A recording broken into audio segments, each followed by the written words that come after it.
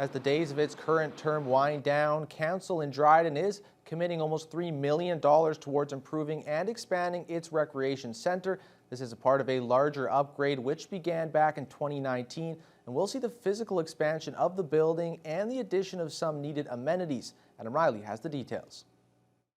The community has needed this and has been planning this for several years. In its first in-person meeting since the world was plunged into the COVID-19 pandemic, Council in Dryden took the next steps in modernizing the city's recreational infrastructure Monday, which will see a two-story extension of the Pronger Arena, making the building flush with the sidewalk, allowing the construction of 4 new dressing rooms and a hall that will overlook the ice surface.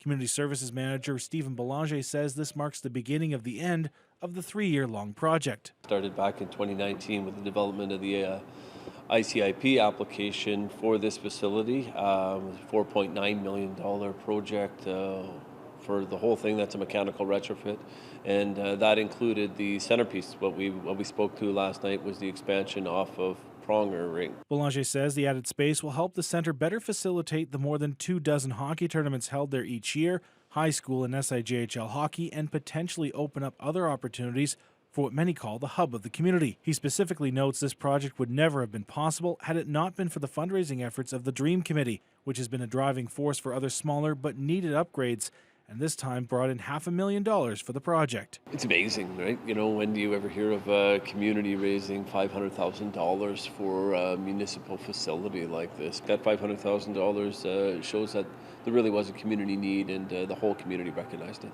Councillor Martin McKinnon, who acted as chair for the meeting, which approved going into the next phase, says due to the city's finances 12 years ago, projects like this were out of their reach. But with its fiscal house in order, federal and provincial funding available, and ballooning inflation that would raise costs even higher in the future, it was now or never.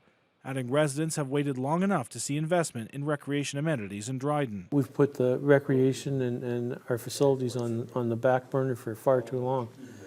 And now we've come to a point where we've got some funding and we've started the process, and we can't afford to stop the process regardless of inflation or how it impacts our community other ways. We'll have to make do to get the recreational facility. The city hopes to further reduce the tax burden on residents for the project through the Northern Ontario Heritage Fund Corporation, noting other facilities in the region have received extra money in their recreation projects through that avenue and from what is colloquially known as the gas tax.